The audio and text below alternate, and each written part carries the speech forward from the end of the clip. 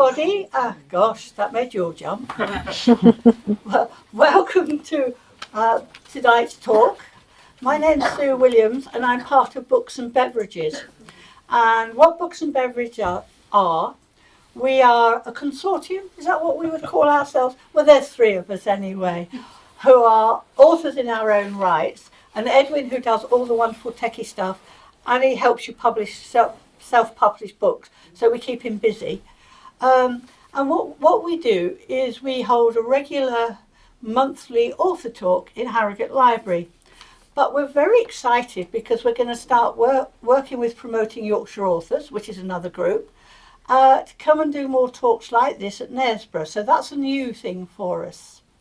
And we're looking forward to it. So anyway, it's my great pleasure to introduce Karen and Julie, who amazingly and very intriguingly have written a book together called Over the Fence.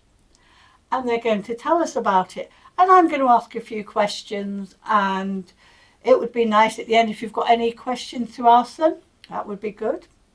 Without further ado, I'm going to ask each of our authors to introduce themselves and read a chapter from their book, Over the Fence. And we'll start with Karen, who's going to tell your... Hello, thank you for having us here this evening. I'm Karen Haase, I'm the co-author of Over the Fence. My life as an author, basically I've started off in optics, so I've been in the optical industry for over 30 years. I qualified as a dispensing optician in 1999, and my husband Gary, who's an optometrist, and I own an independent opticians, Yorkshire Eyewear. We have 4 children, 2 dogs, and live in Knaresborough. My journey to writing actually started only 9 years ago. And it was through situations and circumstances which were out of my control. We was having problems at work with a particular staff member. And at the time, my father-in-law was diagnosed with cancer. And I was struggling with everything that was going on. And in the meantime, Gary had bought me a laptop. And I remember thinking, why have he got me a laptop now? This is the last thing I need. And for whatever reason, in the middle of the night, I just sat up, opened that laptop and just wrote. And it was, I just do not remember what I wrote. And it was about 1,000 words, folded it up, went to sleep, just didn't remember, and then read it the next day. And it was so cathartic. It was like brain dumping. And this went on for a number of months. And suddenly I found it incredibly cathartic. And I suddenly found that I had a new passion, and that was writing. Because for me, English was never my strong point. It was always maths and PE. But I suddenly found that I had this passion for writing, and I've continued since. And there's something lovely, isn't there, when you've worked on a book, and when the writing is just the beginning, you think that's hard enough. And then you'll have the editing and the publishing. And I know you have a publisher, but you've still got to do an awful lot of work, isn't it? Yeah. That was, I was going to say, the writing was probably the easy bit. Yeah, absolutely. Yeah. So would you like to start us with the chapter, Yes. please?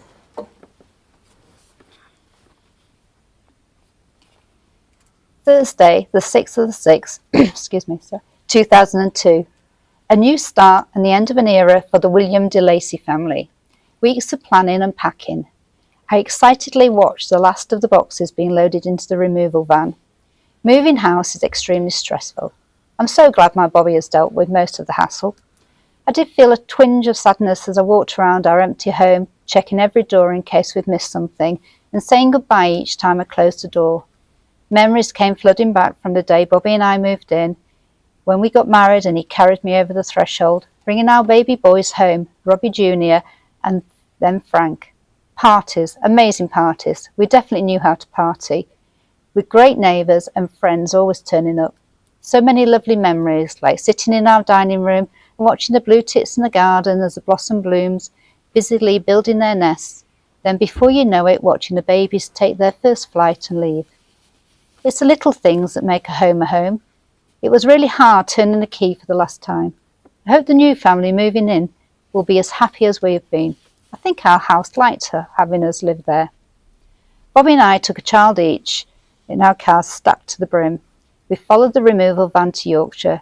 It was a long journey and we had quite a few stops, especially for the toilet. I drove straight to the house while Bobby went to collect the keys. It turns out our house has got a name, like the others. It's just the old lady who lived there preferred to use a number. Ardenstall House. What a fabulous name to go with our fabulous house. It was so exciting opening the big oak door together. The boys ran in screaming and shouting. So much space. I could only dream of having a house like this. We are so lucky. I think I saw a few curtains twitching, especially when the removal men dropped a very large box that had the dinner service in. A bit of a mess outside. Never mind, it can always be replaced. After running around every room, we went to inspect the massive garden. The boys were so excited. They got plenty of space to play football and charge around. It was wonderful hearing their shrieking laughter. Children make such magical noises. I know we're going to be so happy here. This will be the most wonderful family home.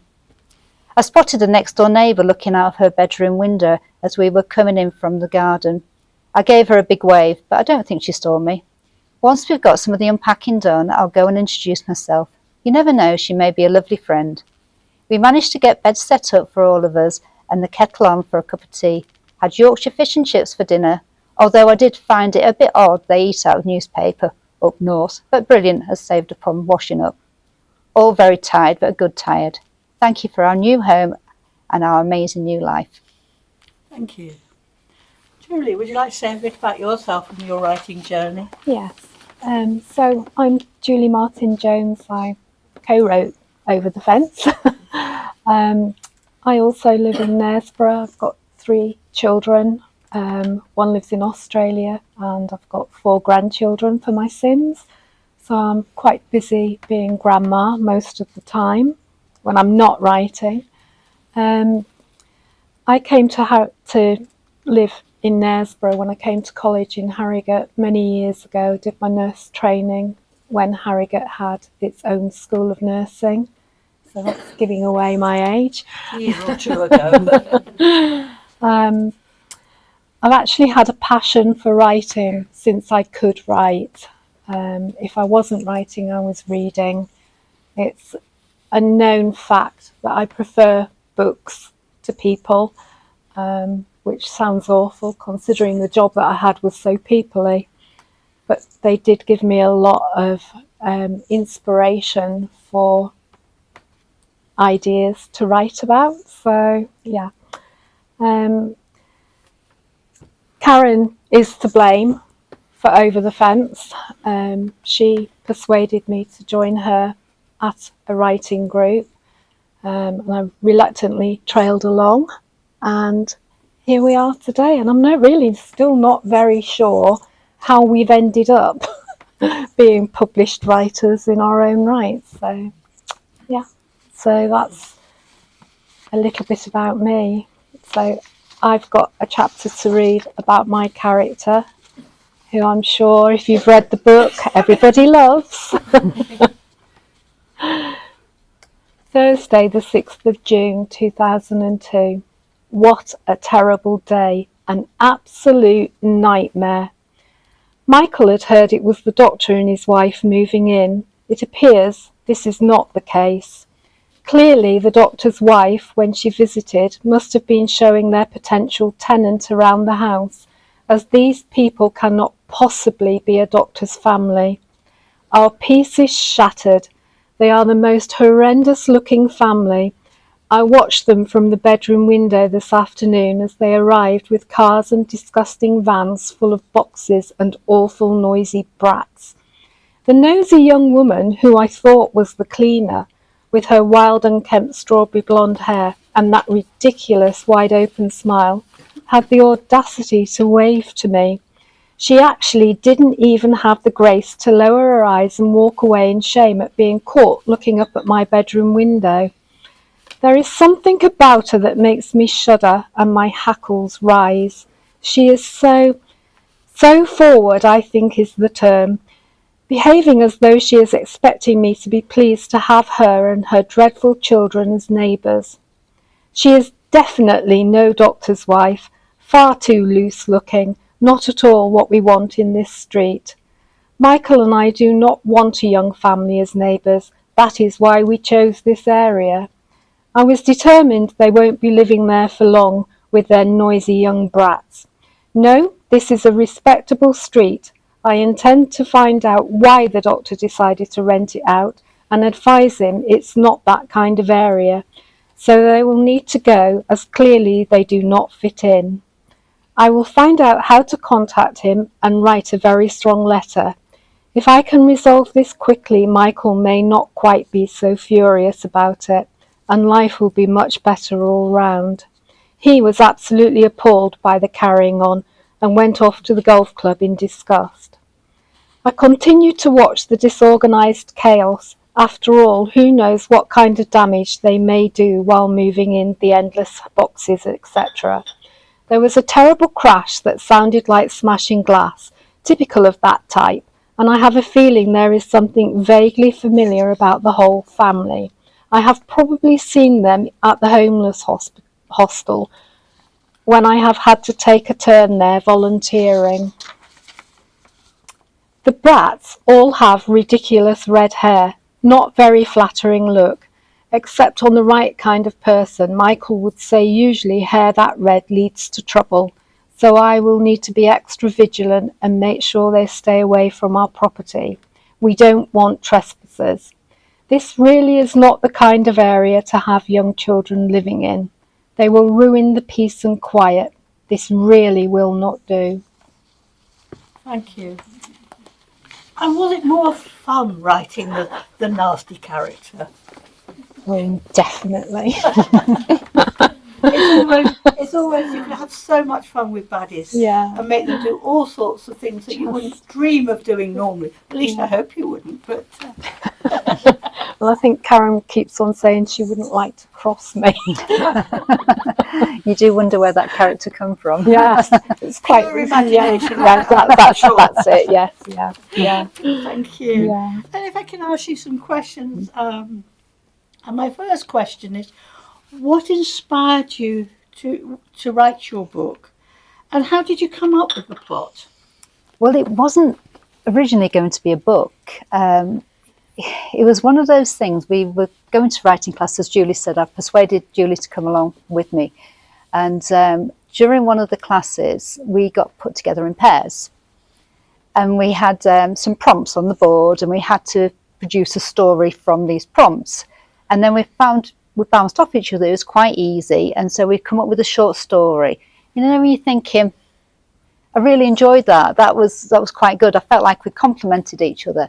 So as we're driving back in the car, my brain's going, thinking, okay, maybe we could work together. Maybe we could have this idea of the two characters, two totally different people, but having a story, but writing from their own perspectives, because most of life is we see various things in life. One person will see it one way and another person will see it another. And it was just purely going to be writing practice.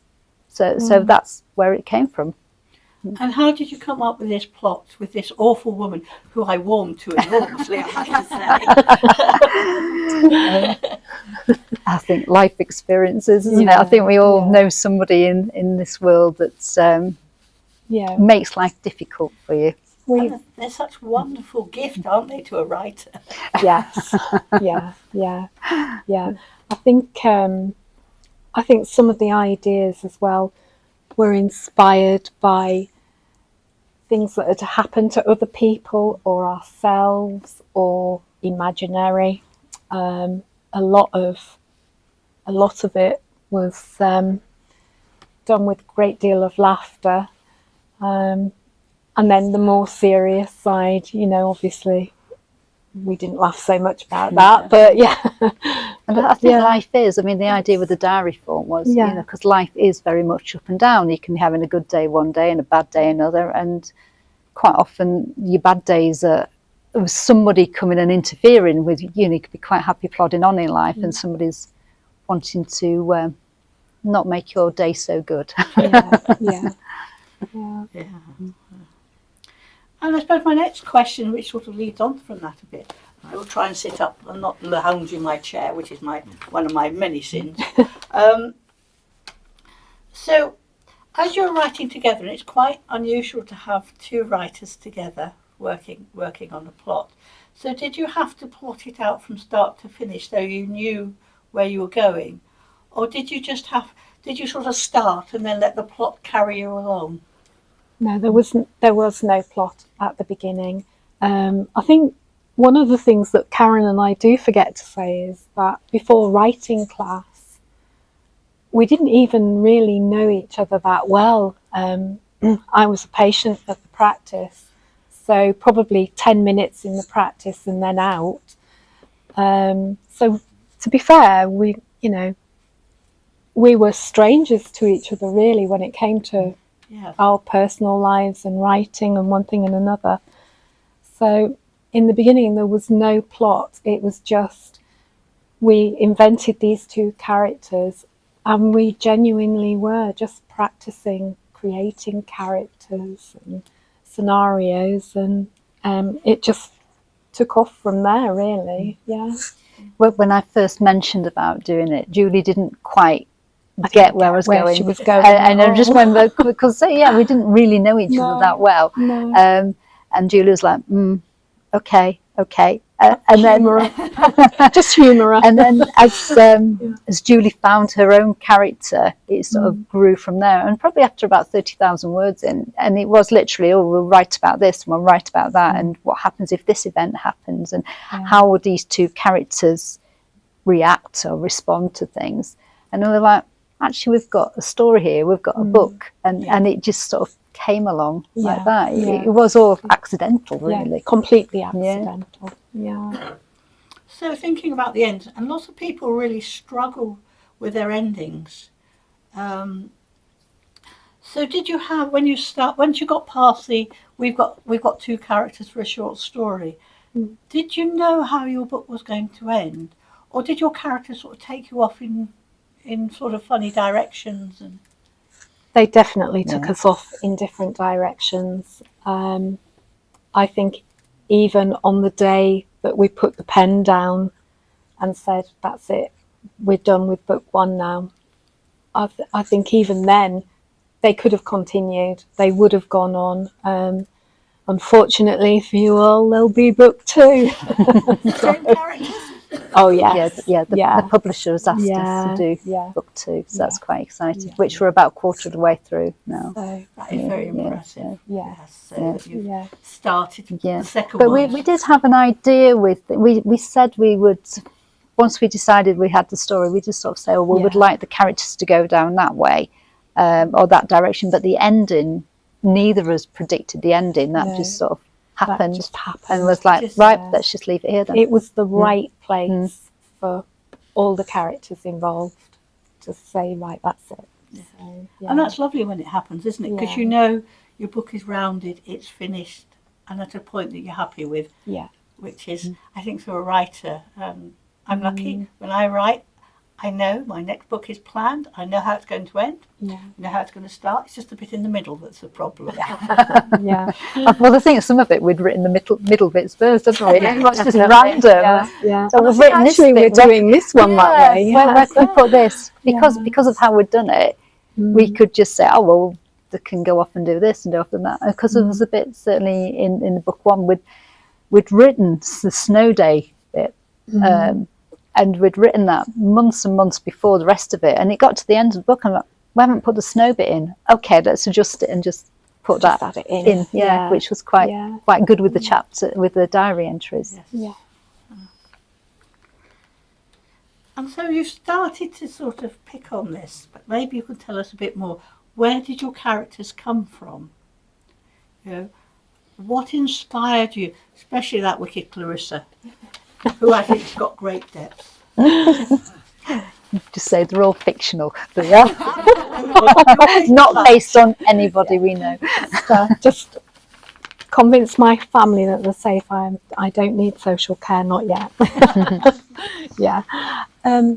Clarissa, I think Seren was so lovely that Clarissa really needed to have some dark depth to her, and she was a mixture of that awful doctor's receptionist that you can't get past, or the headmistress at school that makes your life unbearable, No offence to any doctors, receptionists or headmistresses, but we wanted her, well, I wanted her to be really bad so I could blame her for everything that went wrong, really. And so she developed, but then there reached a point about just before halfway through the book where I started to feel quite sorry for her.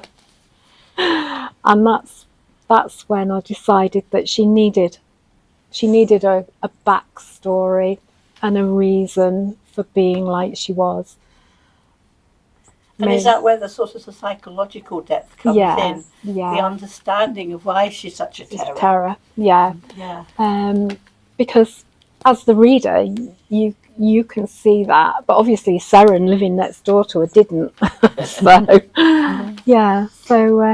I mean, Seren, I think, is probably a little bit based on myself, but being a busy working mum. Yeah. And for me, I wanted it to be, for the mums read it and feeling, actually, I'm not on my own, I'm doing okay, and I'm not the only parent to turn up to teach training day with the children, you know, because at times you're trying to do the right thing for your kids, you're trying to do the right thing, you're still working and fitting in and trying to keep your own identity. So that's how I wanted Seren, that all she wanted to do was just bring up her children and do the right thing. But there was somebody interfering. So can I ask you the other question is, although she's this lovely person and nice and trying to do her best for everybody, has she got a dark side? We don't know yet. You have to read book two. We've been discussing things, so we don't know yet. So are you sort of thinking, because in some ways it's easier with a baddie. You can have a lovely time, can't you? Everything you ever wanted to blame somebody for, you can put it in a character. Yeah. But actually making somebody who's incredibly nice and well-meaning, it's quite bit more of a challenge to make them interesting. Yeah, they can be a bit boring, can't they? I'm trying not to say that, but yeah. We're looking at different options, aren't we, for book two, where to go with her. Yeah. I actually wanted to make Clarissa a bit nicer in book two, but I've been told that she's not allowed to be. So just love your baddie. Just love her. So I think the other thing that really interests me, because you're working as a pair, what was your routine? How did you manage it? Because to write together, it takes a lot of, I'm guessing, organisation. Yeah, I mean, certainly to start with, we would message each other, are you free? And sometimes we'd not write for weeks. And then we would, if you had an idea, we'd email each other. We've certainly talked about an event, and the advantage of what we've done is that we could go and both take our own characters in our own directions. And as long as the event was linked in some way, then that sort of seemed to work. But FaceTime was always good. I would go with Gary to some of the optical events, but not actually do the courses or the lectures. So I was sitting in the hotel foyer. So I've been in Newcastle and Northern Ireland and Manchester, and I was sitting in that hotel foyer, my headphones on, FaceTiming Julie, and just writing. And she's got waiters bringing her cups of coffee, and I'm having to make my own or go without, you know. And again, with running around after the kids, dropping them off at an event and sitting in the car. That was always a place. I used to get some of my best ideas parked up outside school waiting for the grandchildren to come out. So but I suppose it's the interest about how, because you've gone characters, and then you know, Seren, then Clarissa, and I'm trying to remember, is it always Seren, Clarissa, Seren, Clarissa? Yeah, we try to always the same day, same day. They write the journals. Yeah. So how did you come together with the events that happened? Did you have an idea before you started writing your chapters?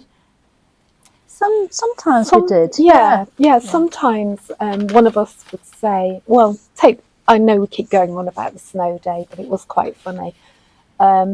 So Karen came up with the idea of the snow day, and so she wrote her version of Snow Day, and then I read that And I thought, no, that won't do. That sounds like far too much fun. We need to get the council involved. They can't be building igloos in the garden. And so Clarissa came along and basically ruined the snow day. So is that generally how you work? You have Yeah. Some of them, Yeah. Or sometimes you'll come up with an idea and it'll be like, send it to me, and okay, we can She'd working respond to backwards. it. Yeah. It was more like having a two-way conversation from different perspectives. In how we did it. And how and the events. Yeah. Yeah, you have the two characters, don't you? Yeah. How they view things very differently. Yes. Yeah. That was the main objective, was that they never agreed. They never saw things the same. Even things that couldn't be changed. Yeah. They could see different sides. So I'm going to ask you, because as you can probably guess, I'm quite intrigued with this idea of writing a book with somebody else, because I have a friend and I have been trying to write since 1988, this particular book. We found the notes the other day, it had 1988 written, and we still haven't got anywhere near it. So I'm really intrigued by this partnership writing. So for what are the advantages and the challenges of writing, both of you writing together, so to speak? Well, I didn't really see any disadvantages. I just felt that it was easy working with somebody else and actually getting the confidence. So I say I've never felt my English was great. So actually being able to read it out to somebody and then to critique it and then building that trust. I found it was a bit like sharing the pressure, because we've done 85,000 words, but actually it's between us and it's been like 42,500, so things have sort of seemed easier, and even like events like tonight, we've got each other to talk to each other. And I found initially I found it I was a little bit unsure how it was going to work, because I've always written on my own and I never shared. I never intended to share, and so it was kind of Karen's confidence in trusting me, but actually sort of like helped me. So, and when Karen said, "Let's send it off and get it published," I only agreed because I thought there's no chance. Absolutely nobody will pick this up. But because we were so lucky. We were lucky. We just sent to one publisher, and they picked it up. And that's fantastic. And I suppose reading it to each other, it's a great thing when you're a writer, and I belong to writing groups, and you actually have to read your work. One, it's quite daunting at times because people are sitting there listening to what you've put on paper. But sometimes you pick up your own errors and mistakes because when you're reading, that doesn't work. Reading out loud makes such a difference. Spoken word, and that's quite good. So you didn't really find any disadvantages apart from you were told very firmly you were going to do it. More or less, yes. Actually, now looking back on it, it's been a really good thing because it's been a learning curve for both of us. We've helped each other to develop. I mean, there was a time where if you'd said you're going to sit in the library and read a piece out, I would have been an absolute blithering wreck, worse than I am now. But it's given us the confidence to actually own it. So, moving on a bit, did you do any research for your book? Did you need to do any research? Or was this just something, because you were creating a story between you, you had enough ideas to sort of carry the story forward? When we first started, it was a random, let's do, Saturday the 1st of January, let's say 2002. And for me, 2002 was when my children were growing up. So I could relate to bringing up a child in that era and things like having Thomas the Tank Engine and videos. Whereas if nowadays, I think being a mum, I don't think having a child, I don't think I could relate to things being quite as easy, because obviously they're on iPads now and streaming things, whereas when you could just put Thomas the Tank Engine and video on, it just seemed to be a little bit more simpler. So that was deliberate for me to relate to bringing up children in that era. And the other thing wasn't it, the drink? Yes. You can confess it. Yes. You can confess or Yes. ignore the microphone. So Seren liked a drink. She was a party animal, and in the beginning, the book all the way through it referred to Seren as drinking Prosecco. And then when we were offered the chance to get it published, and we decided we better just make sure that, you know, there are no bits that people are going to pick up and come back on us, we discovered that actually Prosecco wasn't that freely available. It wasn't the in drink then, was it? So we had to find out what to replace it with. I think we just changed it to wine, didn't we? Yeah, well, Cosmopolitan, it said, actually. Yeah. Oh, very sophisticated. Actually, yeah, so things like that, Yeah. Googling what was the in drink in 2002. But I think because we decided to write about what we know, which is quite worrying, isn't it? I think it made it so that, and we based it locally. I think everybody knows it was based in Harrogate.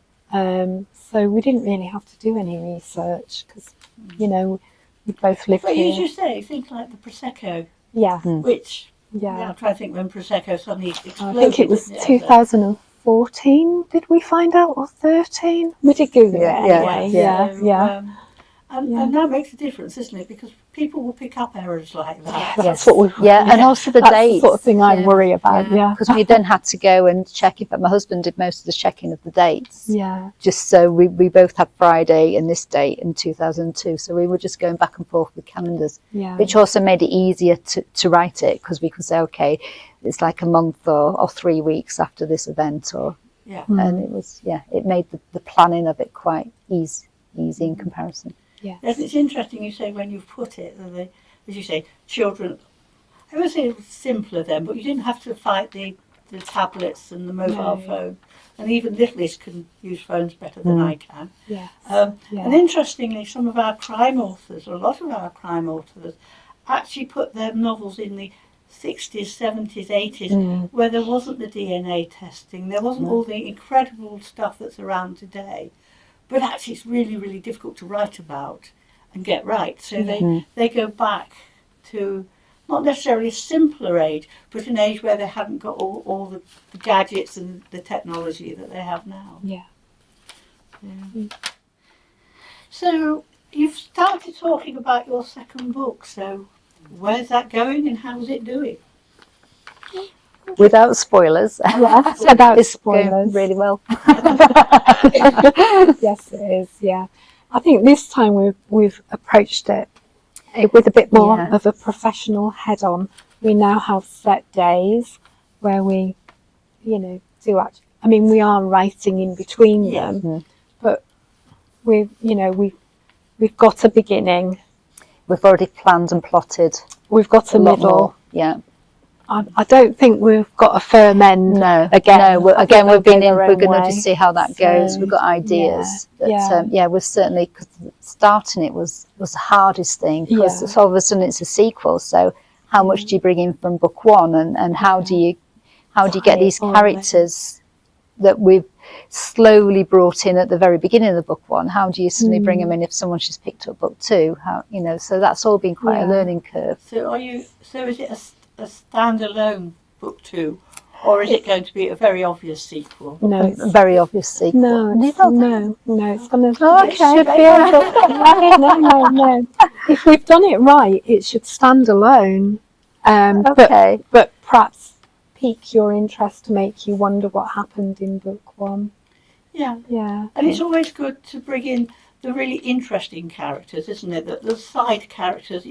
Whereas inevitably in any book there are some characters that are really useful because they drive the plot along. But actually, next book, no, they're boring. We can scrap them. And we can introduce more exciting people, because it's a learning curve. As you say, it's a real learning curve, isn't it? Your first book, of which no doubt, like the rest of us, you were very proud of. And actually, second one, you think, oh, I can do that differently and better. Again, we've learned so much, Yeah, haven't yeah, we? definitely. So, yeah, Yeah. it's been a good journey. Yes. Yeah. And I have one final question for you before I hand you over to the audience. Do not rip them apart, it's not nice. But if on the poster we ask the question, are two authors better than one? So are they? We think so. I think yeah, so. Yeah, Yeah, definitely. We've discussed it, haven't we? Yeah. And it's half the work. It's half the work, and it's because we've worked well together. I think when we're confident to bounce ideas off each other, and the other one say, "No, that's not going to work." You know, It's having a that's trust between great. ourselves, isn't it? It's been, Yeah. And we've got a friendship now, which would We never have didn't happened. have. Yeah, Our that's circles, we often talk, Yeah. don't we? Our circles would never have crossed, No. and Yeah. we're in touch every day. Yeah. Actually, Yeah. yeah. Yeah. Thank you. Any questions from the audience? I know you wrote the book together and you're looking at working on book 2 together. Do you think you'd ever write a book that you'd get published as individuals? Is that something you're interested in, or do you think you'll be together forever? Sounds like a marriage certificate. Forsaking all others. Yeah. I've certainly got. Well, we both have, haven't we? I've certainly got probably about 5 books on the go that I keep working on in between with things. So yeah, I would like to have my own books out, which are totally different to what Julie and I've done. Yeah. But I still see us having quite a few more to come out of this. Yeah, I think we could spin the characters from over the fence. You know, even the sub-characters have got their own stories, so we could spin those. But I think the other thing that's really interesting is that the type of writing that Karen does is completely different from the type of writing that I do for myself. And also, I always said I would never share my work. It was Karen that did it, I didn't do it. I always said I would always keep it to myself, but Rick, our publisher, does keep asking us, do we have anything? And sometimes I look at things and I think, yeah, I suppose I could, and then now I won't. So I don't know if I ever would, to be honest. I see. I've got all these ideas in my head, and I'm saying to Rick, "Yes, I've got this, and this." Yeah. Any other questions? What's the hardest part about working together? Time. Isn't it? Yeah. I would say honestly, Yeah. it's time and time management. Especially for me, I'm useless. So Yeah, I'm the one. Come on, we're doing it. Yeah, I don't know how to say no to people, and so I get roped into all sorts of other things, and then that's my problem. Sometimes we've both had it, haven't we? We've been realistic mums and working and everything. You just got to put things to one side, and priorities are different. Like when one of my son's cars broken down, and I have to go and sort that out. So. Yeah. Sorry if I've missed you, but how long did it take you from starting the book to getting it published? It took us 2 years, 2 months to write.